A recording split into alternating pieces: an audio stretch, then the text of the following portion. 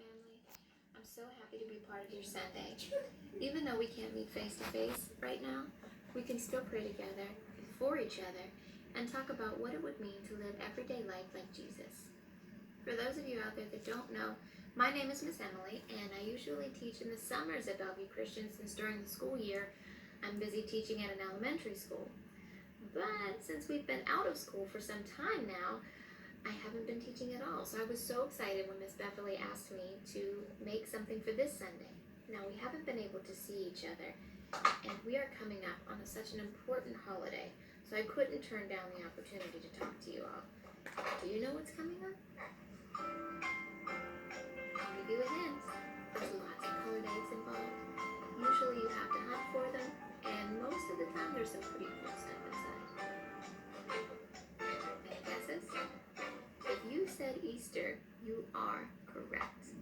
Hello, my name is Arlene Bell. Welcome to Weirder Things, the show that explores the strange, unknown, and just plain odd. My guest tonight is a chicken farmer who found some unusual things in his chicken coop. Please welcome Ernie Peavy.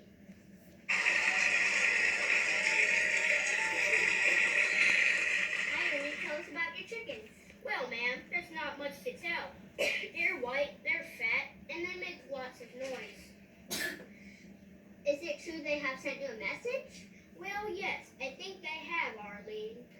You see, my chickens usually give me a few eggs every morning. A few white, a few brown, nothing to write home about, you know.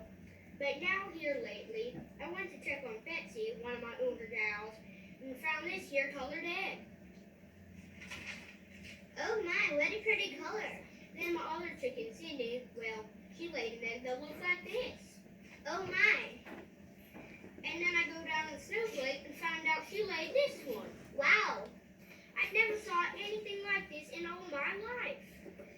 Neither have I. As a matter of fact, those eggs don't even look like normal eggs. They look plastic. They are, and they all have something inside. Really? Yes, ma'am. Have a look for yourself.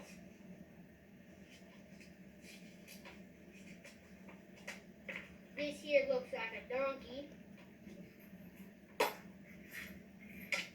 This here has a few cents, silver coins, 30 cents to be exact. And this here looks like to me a little cup.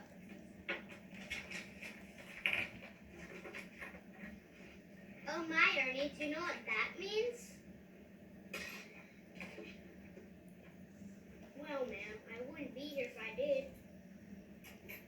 I'll give you a clue. He rode into town on the back of a donkey.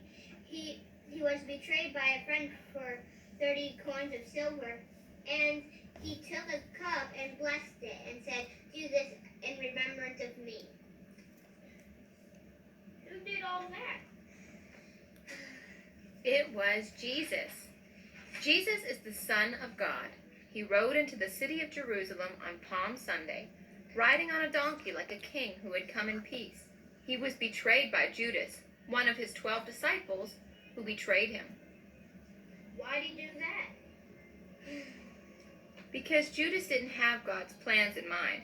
He wanted Jesus to do things his way, the same way we do anytime we disobey God's words. Judas agreed to turn Jesus over to men who wanted to harm him for 30 pieces of silver. Oh no, poor fella. But what about the cup? Jesus knew he was going to be betrayed and killed.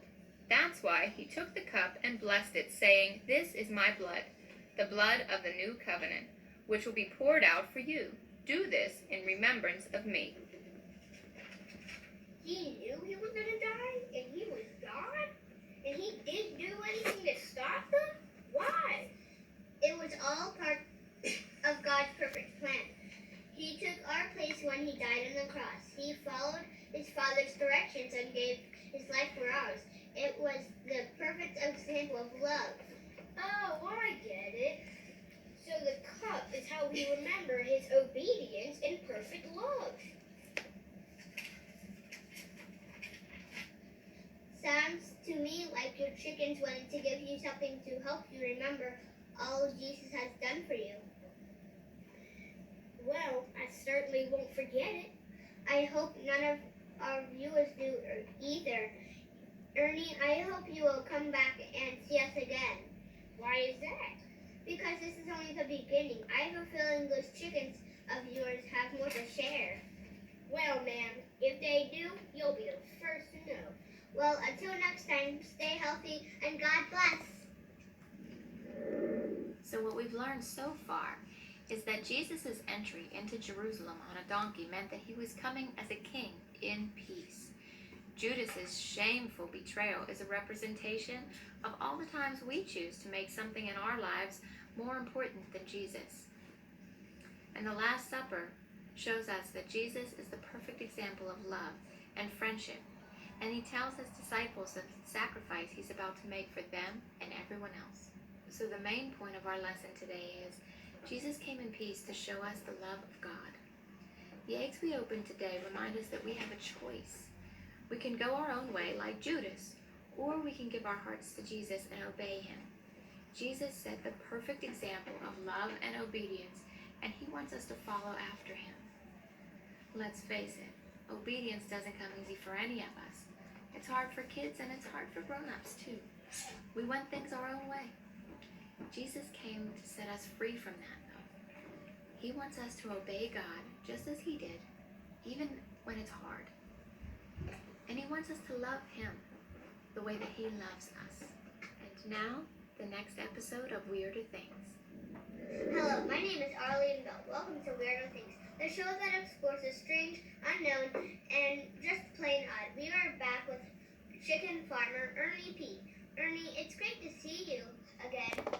I see you brought more eggs with you. Yes, ma'am. Are there chickens laying Strick's eggs again? You could certainly say that. What did they leave this time? Well, remember old Betsy? She laid this beauty.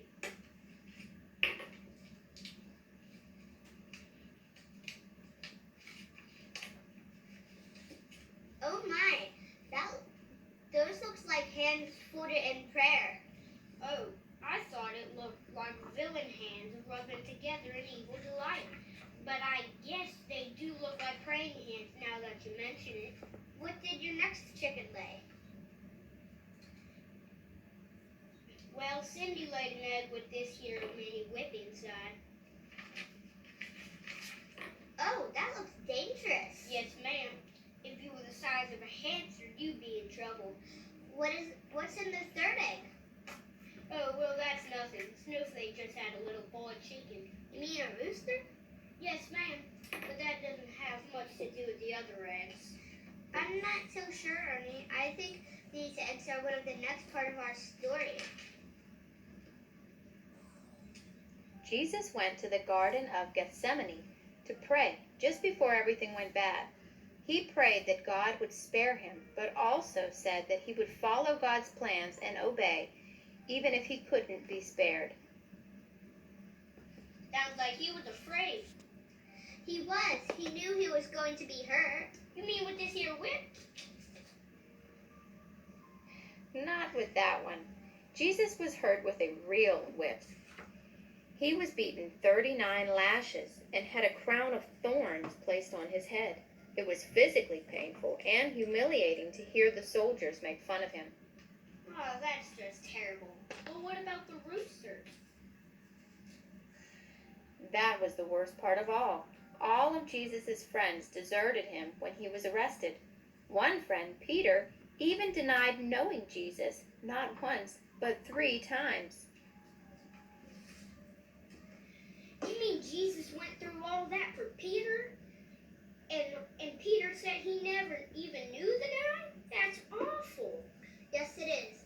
But it's a good reminder that we need to be bold and unafraid to say we love Jesus. Jesus went through so much for us. We should never be ashamed of him. Golly. You mean some of Jesus' followers are actually afraid to say they love him? No one likes to be made fun of, but if we truly love Jesus, we would be willing to do anything for him because he did everything for us. Well, my chickens are wiser than I ever dreamed. They sure have given me a lot to think about. I can't wait to hear what happens next. Until next time, stay healthy and God bless.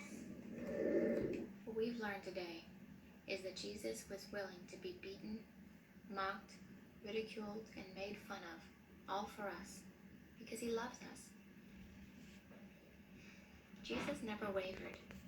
He never ran and hid. He never backed down. He never gave up. He did what was necessary because he loved us. So many of us hide our faith. We never share what we believe in with anyone. Jesus was unashamed of us, and we should be unashamed of him. We should be Christians 24/7. That means all the time, even when it's hard. We need to be willing to live our faith every day, not just on Sundays. It's not easy to be a Christian in a non-Christian world. We weren't saved so we could blend in, though. We were saved so we could carry this message of Easter to the world. I challenge you this week, and you'll have to be creative since we can't go many places, but who can you tell about Jesus? Who can you tell the good news to? As my little helpers told you before, stay healthy and God bless. Have a great week.